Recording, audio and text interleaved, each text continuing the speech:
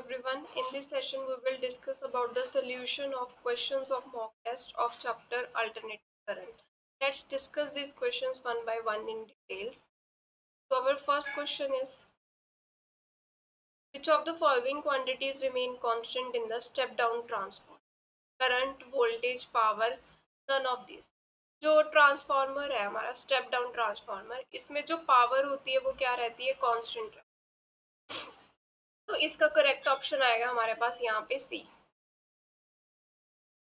Next, the voltage of an AC source varies with time accordingly to the equation B is equal to 100 sin 100 pi t cos 100 pi t, where t is in second and B is in the volts. Then हमें क्या find करना है, peak voltage of the source is 100 volt, peak voltage of source is 50 volt, peak voltage of source is 100/√2, frequency of source is 50।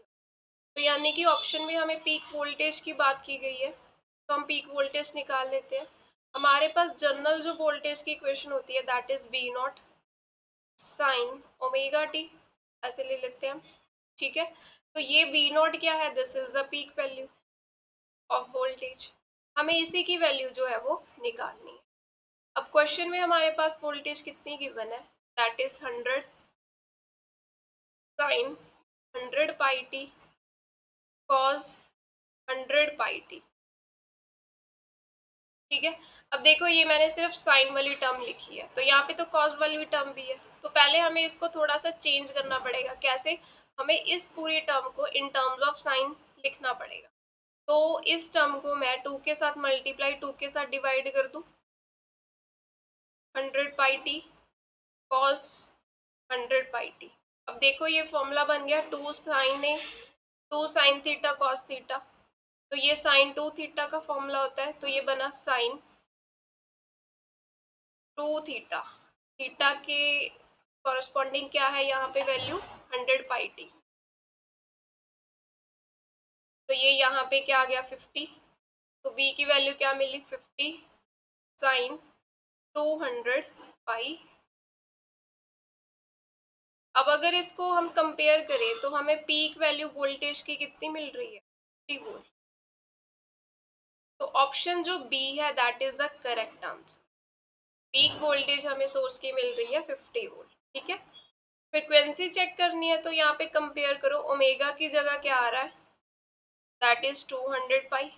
Omega को हम लिख सकते हैं 2 पाई F is equal to 200 पाई, पाई से पाई कैंसिल और ये यहाँ से 100 आ गया, तो फ्रीक्वेंसी भी कितनी मिल रही है, 100 हर्ट्ज मिल रही है। ठीक है, तो ये फ्रीक्वेंसी वाला ऑप्शन तो रॉन्ग ही है। ये पीक वैल्यू जो है वोल्टेज की हमें कितनी मिली, 50 volt. So B option is the correct answer. Next, at high frequency capacitor offer more reactance, less reactance, zero reactance या infinite reactance। अब हमें पता है कैपेसिटर की रिएक्टेंस को हम कैसे लिखते हैं, XC, और ये किसके इक्वल होती है, 1/ओमेगा सी। ओमेगा को हम लिख सकते हैं 2 पाई एफ इंटू सी। यहाँ पे सी क्या है, कैपेसिटेंस हो गई कैपेसिटर की। ठीक है, और एफ क्या है यहाँ पे, फ्रीक्वेंसी। अब क्या बोला है, हाई फ्रीक्वेंसी। अगर एफ हाई है तो एक्सी जो है कैपेसिटर की जो रिएक्टेंस मिलेगी हमें वो क्या मिलेगी, 2 मिलेगी। हाई फ्रीक्वेंसी पे इसकी वैल्यू क्या हो जाएगी, डिक्रीज करेगी। ठीक है, इनवर्स रिलेशन है यहाँ से, एक्सी जो है इनवर्सली 1/f के साथ वेरी कर रहा है। तो अगर फ्रीक्वेंसी ज्यादा है तो रिएक्टेंस क्या मिल रही है, कम मिल रही है। सो ऑप्शन बी जो है that is a correct answer, less reactance of capacitance. ठीक है, next question, a circuit has a resistance 12 ohm, resistance की वैल्यू 12 ओम गिवन है, इम्पीडेंस Z की वैल्यू कितनी है, 15 ohm. The power factor of the circuit is, अब हमें power factor निकालना है। पावर फैक्टर किसके इक्वल होता है, cos फाई के। अगर मुझे cos फाई की वैल्यू मिल जाए तो मैं पावर फैक्टर निकाल सकती हूँ। ठीक है, तो यहाँ पे क्या है, एक रेजिस्टेंस गिवन है और एक इम्पिडेंस गिवन है। अब मुझे पता है कोई भी डायग्राम अगर लूँ, जैसे मान लो ये करंट इस तरफ फ्लो कर रहा है, तो रेजिस्टेंस के अक्रॉस करंट और वोल्टेज जो है वो सेम फेस में होते हैं, तो वी आर भी इस तरफ होगी, रेजिस्टेंस भी इस तरफ होगी, ठीक है। इंडक्टर में क्या होता है, वोल्टेज आगे होती है, तो वी नॉट एल इस तरफ आएगी। कैपेसिटर में क्या होता है, करंट आगे होता है, तो वी नॉट सी हम इस तरफ बनाते हैं। अब हमें यही डायग्राम इम्पीडेंस की फॉर्म में लिखना हो तो कैसे इम्पीडेंस की फॉर्म में लिख सकते हैं, इस तरफ हमारे पास इम्पीडेंस क्या आ जाएगा, रेजिस्टेंस आर की रेजिस्टेंस आर और इंडक्टर की रिएक्टेंस एक्सएल, ठीक है, और इस तरफ एक्सी। अब हमें क्वेश्चन में ये ऐसा कुछ भी गिवन नहीं है, उन्होंने जस्ट एक रेजिस्टेंस की वैल्यू दे दी, एक इम्पीडेंस दे दी। इम्पीडेंस क्या होता है, टोटल रेजिस्टेंस होती है सर्किट की, ठीक है। अब मान लो ये इम्पीडेंस की डायरेक्शन जो है हमने इस तरफ ले ली, हम ये कंडीशन लेके चल रहे हैं कि सर्किट में एक्सएल और एक्स आ रहा है, तो ये एंगल यहाँ पे क्या बनेगा, फाई, टोटल इम्पीडेंस का, ठीक है। अगर यहाँ से हम कॉस फाई निकालें तो क्या मिलेगा हमें, अगर ये ट्रायंगल कंप्लीट कर ले तो ये एक्सएल है, इस तरफ एक्सएल मिलेगा और ये बेस आर है और ये जेड है। कॉस फाई क्या होता है, बेस ओवर हाइपोटेन्यूज यानी कि आर बाई जेड। ये तो इससे आ गया। अगर यहाँ पे करना हो तो अगर आर और कैपेसिटर आरसी सर्किट है तो उसकी रिजल्टेंट जो इम्पिडेंस है इस तरफ होगी, ठीक है। ये ऐसा क्यों देख रहे हैं, क्योंकि हमें कोई सर्किट गिवन ही नहीं है कि पूरा कौन सा है, ठीक है। तो ये एंगल फाई आ जाएगा। अब इस ट्रायंगल को कंप्लीट कर लेते हैं, ये एक्स सी आ जाएगा और ये यहाँ पे आर आ गया। तो अगर इस ट्रायंगल से हम कॉस फाई निकालें तो वो क्या मिलेगा, बेस कितना है यहाँ पे आर, ठीक है, हाइपोटेन्यूज कितना मिल रहा है जेड। तो दोनों सिचुएशन में कॉस फाई की वैल्यू आर बाई जेड ही तो मिल रही है, तो हम पावर फैक्टर निकाल लेते हैं यहाँ से। कॉस फाई की वैल्यू क्या है, आर बाई जेड, तो आर कितना है 12, जेड कितना है 15, तो ये कितना बना हमें, 3 4 12, 3 5 15, 4/5। अगर इसको डिवाइड करें तो ये 0.8 आ जाएगा। So option A is the correct answer. Next question, in an inductance of 1 millihenry, condenser of 10 microfarad, resistance of 50 ohm। Inductance यानी कि इंडक्टर की वैल्यू 1 मिली हेनरी है, इसको क्या लिखेंगे 1 इंटू 10⁻³ हेनरी। कैपेसिटेंस की कैपेसिटेंस कितनी गिवन है, कैपेसिटर ये कंडेंसर क्या है, कैपेसिटर ही होता है, की कैपेसिटी कितनी गिवन है 10 माइक्रोफेरेड यानी कि 10 इंटू 10⁻⁻6 फेरेड, ये आ गया 10⁻⁻5 फेरेड। रेजिस्टेंस हमारे पास है 50 ohm. They are connected in series, तो ये एलसीआर सर्किट बन रहा है, एलसीआर सीरीज। यहाँ पे रेजिस्टेंस हो गई, यहाँ पे कैपेसिटर, यहाँ पे इंडक्टर, सबको सीरीज में कनेक्ट कर दिया, ये सप्लाई दे दी हमने, AC supply. If the reactance of inductor and condenser are same, तो इंडक्टर की रिएक्टेंस क्या होती है एक्सएल, कैपेसिटर की एक्ससी, ये दोनों क्या है सेम गिवन है। The reactance of either of them, हमें इनकी वैल्यू निकालनी है। अगर दोनों सेम है तो एक्सएल क्या होता है हमारे पास ओमेगा एल और एक्सी क्या होता है 1/ओमेगा सी, दोनों इक्वल है ना यहाँ से।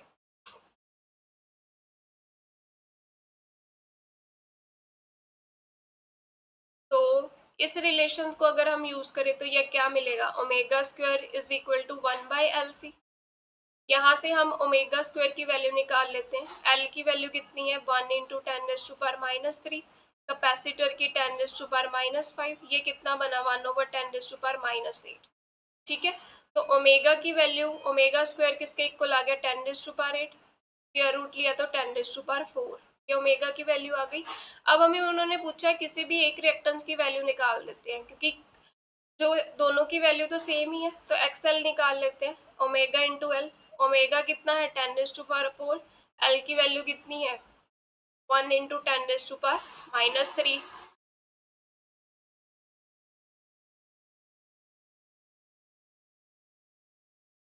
तो ये यहाँ से हमारे पास क्या बना 10 ओम।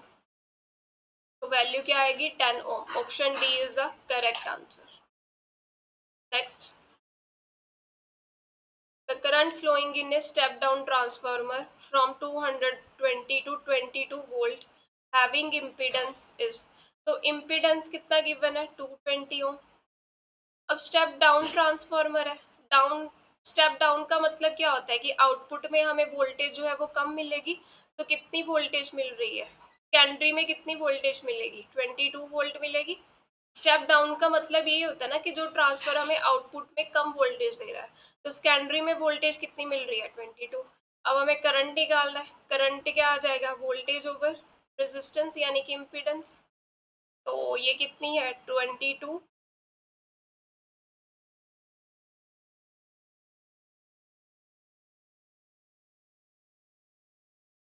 डिवाइडेड बाय 220, तो ये बना 1/10 यानी कि 0.1 एम्पियर ही आएगा। So option B is the correct answer. Next, if E is 100 sin 100t volt and I की वैल्यू दी गई है हमें मिली एम्पियर में है, ये करंट की value are the instantaneous value of voltage and current, RMS value of voltage and current are. तो हमें वोल्टेज जो है वो इक्वेशन क्या गिवन है साइन 100t। अगर इसको हम कंपेयर करें जनरल इक्वेशन से साइन ऑफ ओमेगा टी, तो पीक वैल्यू ऑफ वोल्टेज कितनी मिल गई हमें, पीक वैल्यू कितनी मिल गई 100। अब हमें RMS वैल्यू निकालनी है, तो AC करंट है, ये AC करंट की RMS वैल्यू कैसे निकालते हैं E0/√2, तो ये यहाँ से 100/√2 वोल्ट आ गया। जब इसको सॉल्व करेंगे तो ये 70.7 वोल्ट कुछ बन रही है, यानी कि सी और डी ऑप्शन तो सीधा ही चलेंगे। अब इन दोनों में देख लेते हैं, करंट की इक्वेशन क्या गिवन है 100 साइन 100t प्लस π/3। ठीक है, दोनों में वोल्टेज और करंट में फेज डिफरेंस कितना है π/3, और करंट आगे है क्योंकि इसमें प्लस π/3 हो रहा है। ठीक है, तो हमें यहाँ से अगर कंपेयर करना हो, जनरल इक्वेशन हमारे पास क्या होती है, ये होती है। अगर कंपेयर करें तो पीक वैल्यू जो करंट की वो कितनी आ गई 100, तो RMS वैल्यू कितनी आ जाएगी हमारे पास I0/√2 यानी कि 100/√2। तो ये कितना मिला हमें 70.7, और देखो ये करंट की वैल्यू मिली एम्पियर में है, तो ये मिली एम्पियर में वैल्यू, तो option A is the correct answer, milliampere में है करंट।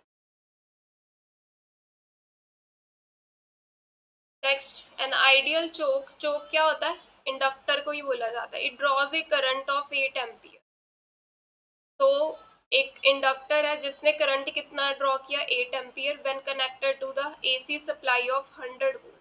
तो एक इंडक्टर है उसको AC सप्लाई से कनेक्ट किया गया है, ठीक है, तो इसने करंट कितना ड्रॉ किया 8 एम्पियर, ये सप्लाई कितनी है 100 वोल्ट, फ्रीक्वेंसी कितनी है 50 hertz.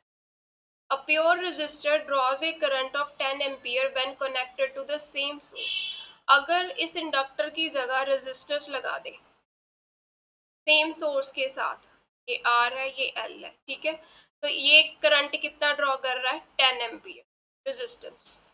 The ideal choke and resistor are connected in series then connected to the AC source। अब इन दोनों को कंबाइन कर दिया उन्होंने, तीसरी सिचुएशन दे दी, चोक और resistor they are connected in series to the AC source, और यहाँ पे सप्लाई कितनी है 150 वोल्ट, फ्रीक्वेंसी कितनी है 40 hertz. The current in the circuit becomes, हमें इस सर्किट में करंट की वैल्यू निकाल। अब अगर हमें इस सर्किट में करंट की वैल्यू निकालनी, हमें क्या पता होना चाहिए V/Z। ठीक है, V तो है हमारे पास, हमें Z चाहिए। Z क्या है इस सर्किट की इम्पीडेंस, इम्पीडेंस किसके इक्वल आएगी R² प्लस XL², तो हमें पहले XL की वैल्यू निकालनी पड़ेगी। ठीक है, अब देखो यहाँ पे सप्लाई कितनी गिवन है,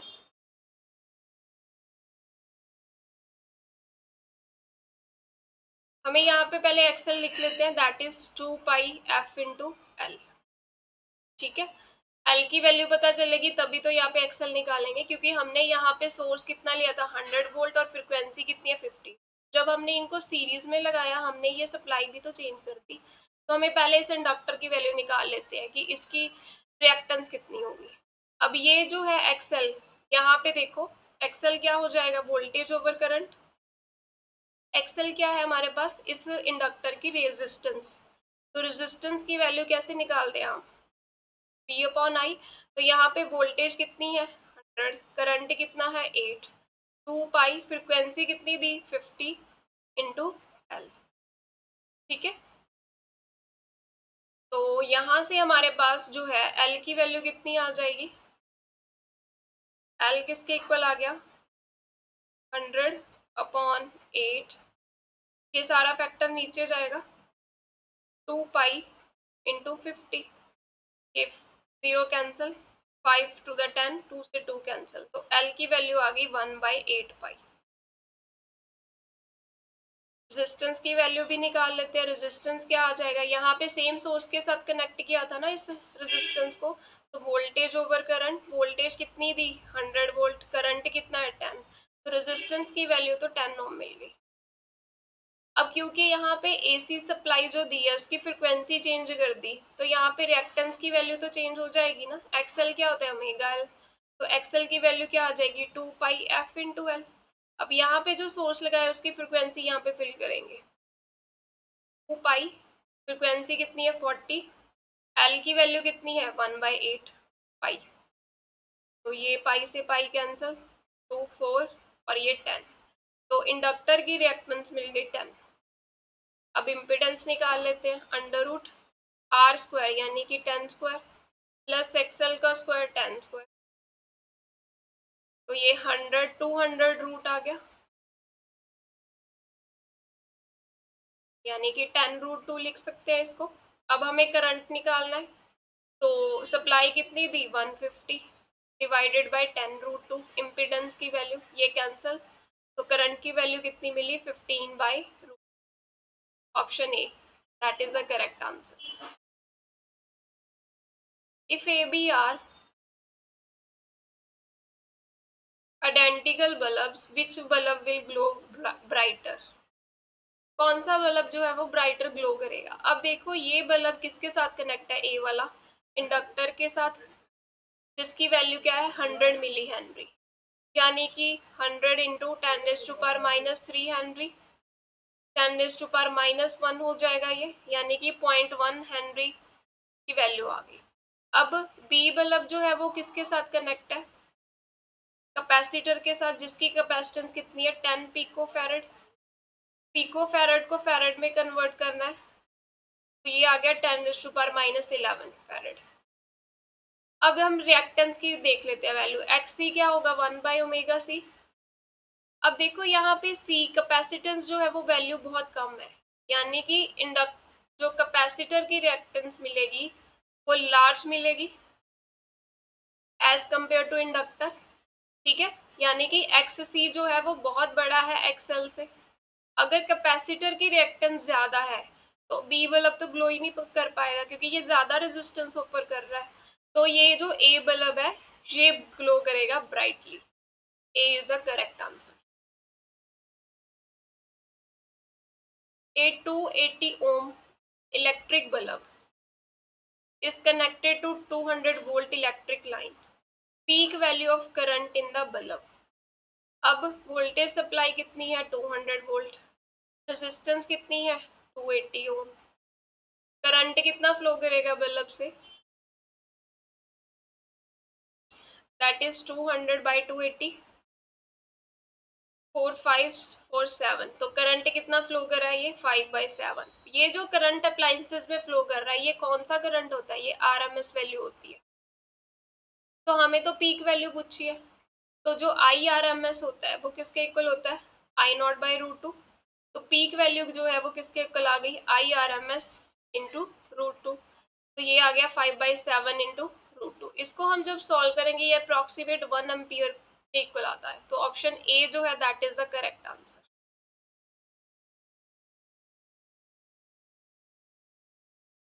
If E0 represents the peak value of voltage in the AC circuit, RMS value of voltage will be। अब हमें पता है AC सर्किट में जो वोल्टेज की RMS वैल्यू होती है वो कितनी होती है E0/√2। So option D is the correct answer.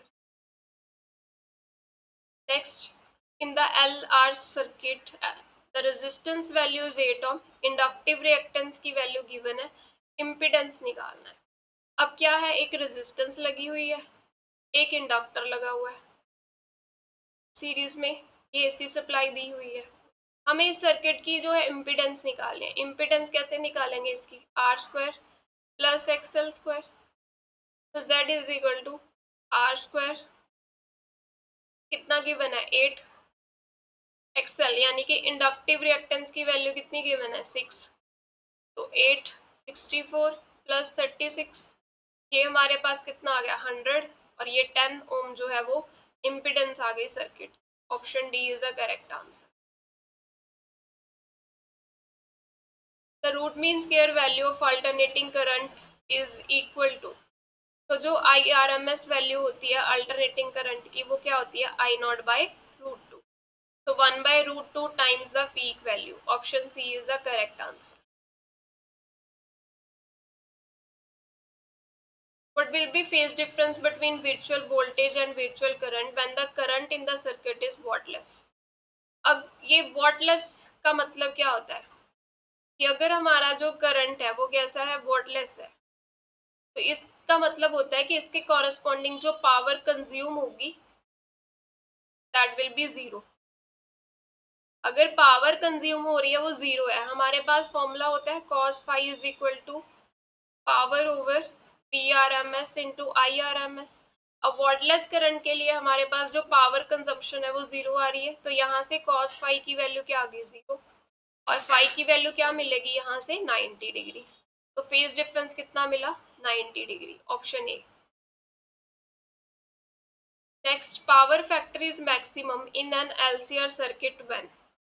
अब पावर फैक्टर मैक्सिमम कब होता है LCR सर्किट में, जब रेजोनेंस कंडीशन आती है. रेजोनेंस कंडीशन में जो पावर फैक्टर है वो क्या मिलेगी, मैक्सिमम कंडीशन, मैक्सिमम वैल्यू मिलेगी. तो रेजोनेंस कंडीशन क्या होती है, XL is equal to XC condition. Option A is the correct answer. Output current versus time curve for the rectifier is shown in the diagram. Average value of output current in this case. अब हमें I average value निकालनी है, वो हम कैसे निकालते हैं, integration I D T over integration D T. अब यहाँ पे करंट देखो कैसा है, साइनोसोडियल है, तो यहाँ पे करंट की इक्वेशन ले लेते हैं आई नॉट साइन ओमेगा टी.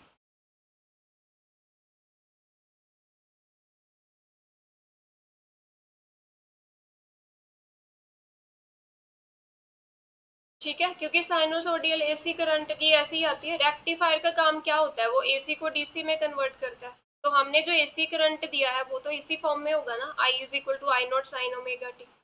अब ये 0 से t/2 में देख लेते हैं, लिमिट हमारी ये पॉजिटिव साइकिल जो जा रहा है, तो हम यहाँ पे एवरेज वैल्यू निकाल लेते हैं. इंटीग्रेशन 0 से t/2 I naught sine omega T D T divided by integration 0 से t/2 और ये डी टी. आई नॉट बाहर आ गया, साइन की इंटीग्रेशन माइनस कॉज होगी, cos omega T by omega, integration 0 to t/2, नीचे t इंटीग्रेशन करने के बाद मिल जाएगा, तो ये मिला minus I not by omega cos omega, T की जगह t/2 फिल कर दिया, कॉस 0 डिवाइडेड बाई t/2, तो minus I not by omega, ये 2/t आ गया, कॉस ओमेगा बाई 2, टी को हम लिख सकते हैं 2π/ओमेगा. टाइम पीरियड क्या होता है 2π/ओमेगा के इक्वल. कॉस 0 1, ये ओमेगा से ओमेगा कैंसिल, 2 से 2 कैंसिल, तो माइनस 2I0/ओमेगा. इस टी को भी चेंज कर देते हैं 2π/ओमेगा के साथ, तो ये कॉस पाई आ गया -1, ये ओमेगा से ओमेगा कैंसिल हो गया, यहाँ पे से 2 कैंसिल हो गया, तो -I0/पाई, कॉस पाई इज -1. तो ये बना 2I0/पाई. Option C is the correct answer. In the series resonant LCR circuit, voltage across R is, तो रेजिस्टेंस के अक्रॉस हमें वोल्टेज गिवन है 100 वोल्ट.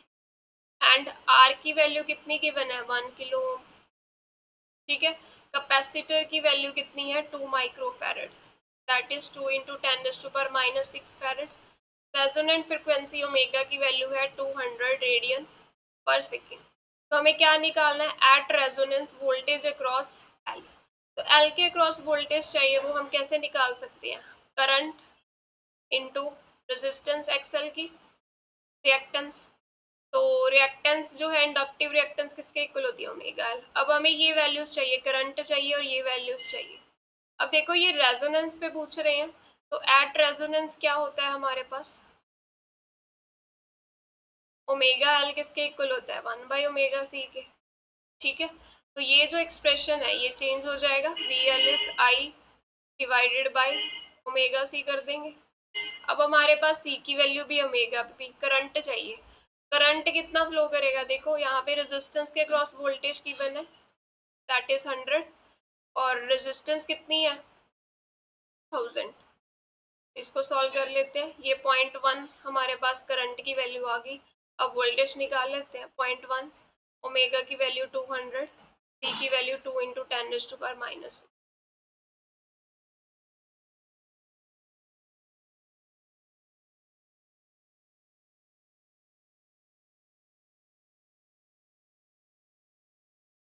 ये जीरो हटा दिया और ये 2 इंटू 10⁻⁻⁻6, ये आया 1/4 इंटू 10⁻³ -6 -3 1/4 इंटू 10⁻³ 0.25 इंटू 10⁻³ तो ये यहाँ से मिलेगी 250 वोल्ट, ऑप्शन सी।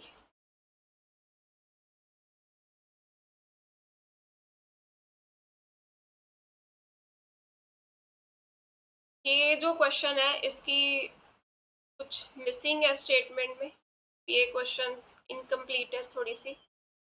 यहाँ पे बोला गया है कि जो डायरेक्शन है वो करंट की रिवर्स कर दी प्रीवियस क्वेश्चन में। प्रीवियस क्वेश्चन में हमारे पास क्या था, एक इंडक्टर था, कैपेसिटर था, एलसीआर सर्किट था।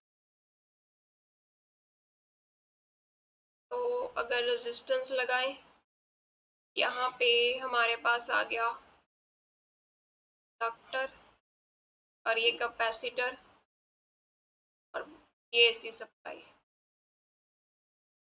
करंट की डायरेक्शन रिवर्स कर दी, अगर पहले करंट ऐसे जा रहा था अब ऐसे जाएगा, ठीक है। हमें यहाँ पे रेजिस्टेंस और कैपेसिटर की वैल्यू गिवन है, हमें इंडक्टर की वैल्यू गिवन ही। तो अगर इंडक्टर की वैल्यू गिवन होगी तो अब हम यहाँ पे वोल्टेज जो है वो फाइंड कर सकते हैं, वोल्टेज डिफरेंस फाइंड कर सकते हैं सर्किट के अक्रॉस। यहाँ पे एक टर्म मिसिंग है statement. Next, instantaneous voltage through a device of impedance. Impedance given है 20 ओम के, वोल्टेज गिवन है 80 sine 100 pi T. Effective value of current, current की वैल्यू निकालनी है। इफेक्टिव वैल्यू कौन सी होती है, आरएमएस वैल्यू, इसी को इफेक्टिव वैल्यू बोला जाता है। तो अगर हम इस वोल्टेज को जनरल इक्वेशन से कंपेयर करें, ये जनरल इक्वेशन आ गई, तो पीक वैल्यू हमारे पास वोल्टेज की कितनी आ जाएगी 80। तो करंट यहाँ से कितना मिला हमें E0/Z, तो ये पीक वैल्यू ही मिलेगी करंट की, क्योंकि पीक वैल्यू वोल्टेज यूज कर रहे हैं। I इज V/R, ये 80/20 यानी कि 4। तो हमें IRMS निकालना है, वो क्या आएगी I0/√2 यानी कि 4/। तो जब हम इसको कैलकुलेट करेंगे हमारे पास वैल्यू आ जाएगी 2.828, option B. In the RC circuit while charging, RC circuit है हमारे पास, चार्जिंग कर रहे हैं हम, the graph of natural log I versus time it is shown by the dotted line. ये डॉटर लाइन इसकी रिप्रेजेंटेशन है। Here I is the current. When the value of resistance is doubled, which of the solid curve best representation of variation of current versus time। अब circuit कैसा है हमारे पास, RC circuit. तो यहाँ पे graph किसके बीच में है, नेचुरल लॉग आई और टी के बीच में। ऑब्वियस है, पहले हमें इसको सॉल्व करना पड़ेगा, सर्किट को करंट की वैल्यू निकालनी पड़ेगी। तो इसमें हम क्या करेंगे, किरचॉफ्स लॉ लगा देते हैं। ठीक है। तो ये मान लो सप्लाई आप दे रहे हो ई, तो ई किसके इक्वल आ जाएगा, इसके क्रॉस वोल्टेज कितनी आएगी, आई इंटू आर, अगर करंट आई फ्लो कर रहा है, और इसके क्रॉस वोल्टेज कितनी आ जाएगी, क्यू बाई, करंट को हम लिख सकते हैं D Q by D T, R plus Q by C, यहाँ से D Q by D T plus Q upon R C is equal to E by R. अब ये लीनियर डिफरेंशियल इक्वेशन आ गई। हम इसको जब सॉल्व करेंगे हमारे पास जो क्यू की वैल्यू आएगी कुछ आएगी,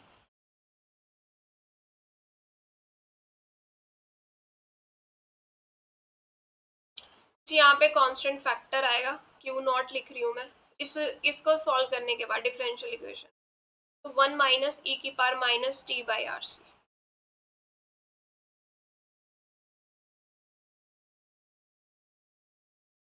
ठीक है, हमें तो करंट चाहिए तो इसका डेरिवेटिव ले लेंगे, D Q by D T लेंगे, दैट इज करंट। तो करंट की जो इक्वेशन आ जाएगी आई नॉट ई की power minus T by R C. अब ग्राफ किसके बीच में है, नेचुरल लॉग आई और टी के बीच में, तो दोनों तरफ लॉग ले लेते हैं, तो ये क्या बना, natural log I naught minus T by R सी।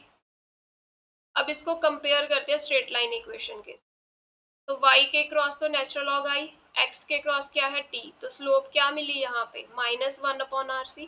ये नेगेटिव साइन क्या शो कर रहा है, स्लोप जो है वो नेगेटिव डायरेक्शन में है, तभी तो कर्व ऐसे नीचे की तरफ जा रही है ना, नेगेटिव डायरेक्शन में डिक्रीज कर रही है, डिक्रीजिंग डायरेक्शन है ये, और इंटरसेप्ट कितना है, नेचुरल लॉग आई नोट। तो क्या बोला है, रेजिस्टेंस डबल कर दी, अगर रेजिस्टेंस को डबल करोगे तो ऑब्वियस है स्लोप क्या हो जाएगी, स्लोप इनवर्सली प्रोपोर्शनल है रेजिस्टेंस के, अगर रेजिस्टेंस की वैल्यू इंक्रीज होगी तो स्लोप क्या होगी, कम होगी। अगर स्लोप डिक्रीज कर रही है तो यहाँ पे देख लेते हैं किसकी स्लोप कम है, तो यहाँ पे जो क्यू ऑप्शन है, क्यू वाली, ये बेस्ट है इसको रिप्रेजेंट करने। ठीक है, कि हमें स्लोप जो है वो कम चाहिए। दूसरी बात, अगर टाइम टी जीरो की बात करें तो वहां पे अगर टी जीरो फिल कर दें तो करंट की वैल्यू क्या मिल रही है, यहाँ पे मिनिमम वैल्यू मिलेगी, वो भी इस सिचुएशन में सेटिस्फाई हो रही है। ठीक है, तो यहाँ पे जो है क्यू जो है वो बेस्ट कर्व है जो रिप्रेजेंटेशन करेगी, क्योंकि स्लोप जो है डिक्रीज कर रही है ना, तो उसके अकॉर्डिंग ये स्ट्रेट लाइन बनेगी क्यू वाली। Thank you.